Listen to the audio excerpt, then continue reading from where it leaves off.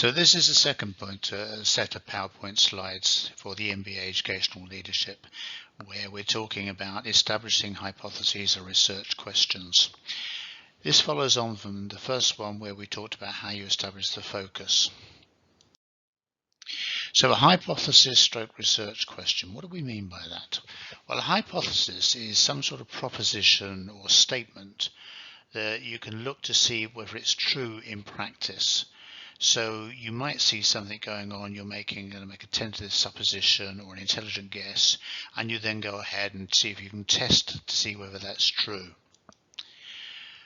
Reality is, though, that the research cannot be objective, as the experience of the issue depends upon perceptions. So we're looking to see what we can find out by investigating social phenomena to gain an understanding of what's being observed, and we're trying to find out more about the meaning of what's being observed. So this is very much thinking up something that might be and seeing if it's true, and then finding ways in which we can examine that. So a hypothesis is something like this. Multi-interactive learning environments support the educational development of teenage boys with autism. Now, you may have come up with that for whatever reason. You may have thought it through, that you have an idea that boys with autism and teenage boys with autism would work much better if they had multi-interactive learning environments than being told to sit in a classroom and read a book. So that's a hypothesis, because we don't know if it's true or not. We have no idea, no previous. We're just, in a way, making an intelligent guess. So autistic children, you might think, might find multi-interactive learning environments more stimulating. That may be what's triggered you to think that, okay? And when they operate in such a stimulating environment, they learn more, and this contributes to their educational development. So you've got this idea which you want to explore, okay? That's a hypothesis. So if you're going to go ahead with that, you have to say to yourself, what do I know about this issue? And what do I need to know? Okay, so in this instance, it might be, what do I know about autistic boys? What do I know about teenage autistic boys? What do I know about multi-sensory learning environments? Do I know enough to go forward? And is my hypothesis going to extend thinking in this area? In other words, have other people done anything like this? Do I actually need to do this research? And then, what methods am I going to use? Point 3, do the methods being used to test the hypothesis? How am I going to do that?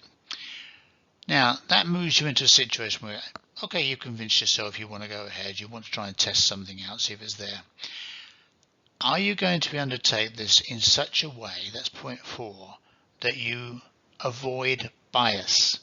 Now, the thing is, if you thought up an idea, you think that teenage boys with autism will be more willing to learn or have greater success in learning in a multi-sensory environment, you may already have answered your question. And what you've got to do that you have not taken into account, this is point 5, other things outside the realms of your statement that might influence the broader outcomes of the research. So in other words, you tend to see, if you're not careful, what you want to see. You come up with an idea and you want to see if this is true in practice. So your hypothesis should avoid point 6, using value-related terms like ought or should, because that makes the hypothesis more difficult to verify. What you're trying to do is to say, does this idea have legs? And if it does, how can I demonstrate it without being convinced before I start that this is what I want to find, and therefore that's all I'm going to find? So at this point, undertake a bit of an activity. What could be something you want to investigate, a possible hypothesis? And then ask yourself the 3 questions. What are the possible benefits of doing such a study? What type of data will be needed if I'm going to demonstrate whether this hypothesis is true? And is this something I could do for my personal research? Is it something I want to do for my personal research?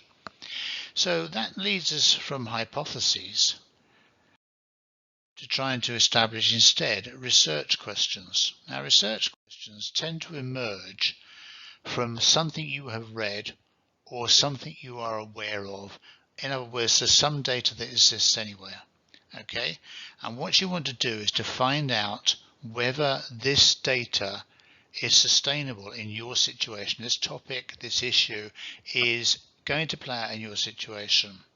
So you might have to undertake some primary research to find out what you have read can be developed into your setting. So not talking about multi-sensory learning environments again. Let's take something slightly more complex and something fairly topical. The use of personal devices or portable digital devices in children's learning during COVID-19 lockdowns.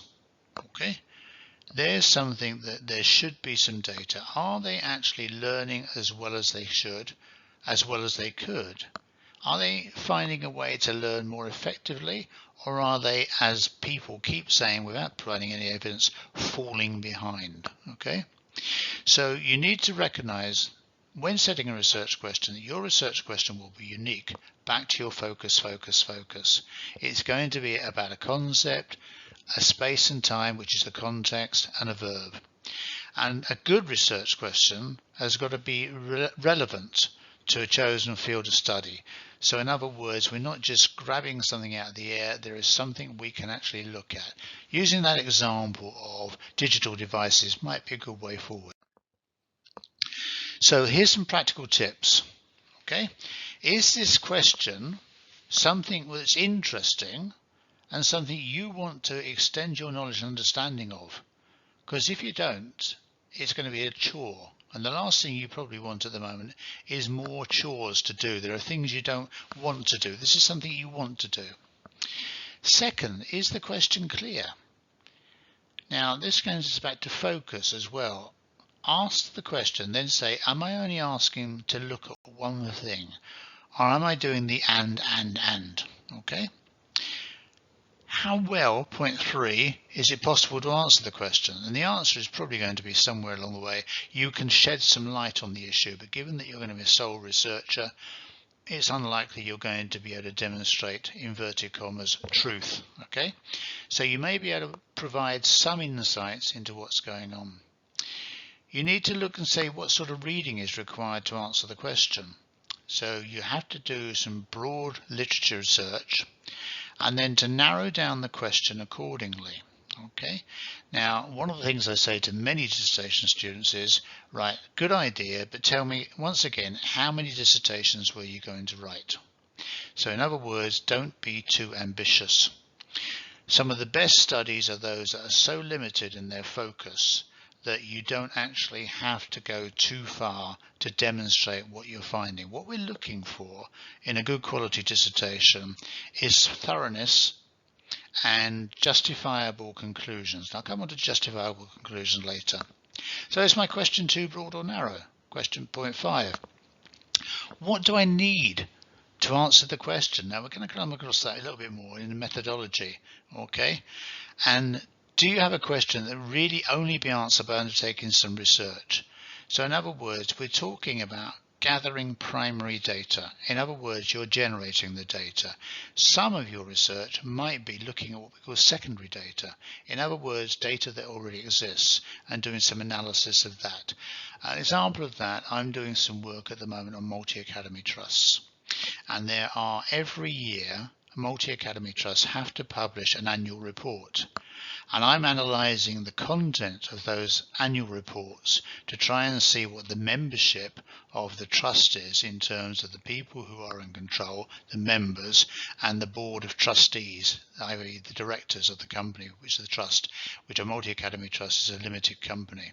So I can find all of that information without talking to anybody else and just by searching for existing data. That's secondary data. If you're going to generate primary data, your search question, point 7, do you have a question that really can be answered only by undertaking some research? So we'll come back on those points about primary and secondary data in some time later, and possibly in this slide, in the next set of slides. Here's a pitfall, an example from my own research. Okay, this was a survey I did a long time ago now. It's quite embarrassing because it wasn't even, it was still in the last century. It was actually in the last year, the last century, 1999, I did the survey. And I surveyed, I think, something like 2,100 head teachers in England. And I tried to get a random controlled stratified sample which was representative of the 21,000 or so head teachers that were in England. And I developed this questionnaire which had a very simple question about how people moved into headship. And the question was, I asked them to look at a list of about 20 things. I think there were 24, some were skills, some were understanding, knowledge, etc. And say, how well prepared did you feel you were during your first year of headship to carry out the activity? Now, what I was hoping to achieve was what happened to allow them to be successful in their first year or not. Okay, were you prepared for your first year of headship? That's what I was really trying to find out. But if you look at that question closely, you'll see there's a problem. And this is what you've got to try and avoid when you're setting your research questions. Don't set yourself a trap. So here's what the revised version in 2006 said. For each item, decide how well prepared you felt to carry out the activity when you first entered headship. Now, hopefully you can see the difference. The first questions in 1999 could be what happened to you during your first year of headship to help you carry out the activity. Whereas what I was really looking for was how well prepared you felt to carry out the activity when you first entered headship. So I was trying to gauge whether people's preparation for headship was adequate, was sufficient. Okay, so my question was wrong. Now I found that out in my PhD Viva when the external examiner pointed out that I had an ambiguous question, which is not the time you want to find these things. And what I said at the time was, well, it looks to me like everybody I talked to in setting up this questionnaire didn't see that and understood the question as I understood it. There were 18 iterations of the questionnaire I sent out, and at no point in any of the trials did anybody say, oh, we don't understand what you're asking. They all understood I was trying to see how well prepared they were for headship. But it's something to bear in mind. So, message, beware ambiguous questions. Now you'll notice I put a list of references at the end of each of the set of slides, and the reason for that is to try and give you some further reading that can help you to understand what it is we've been talking about and where you can get more help. But that's the end of this set of slides. Okay, so that's the end of PowerPoint 2.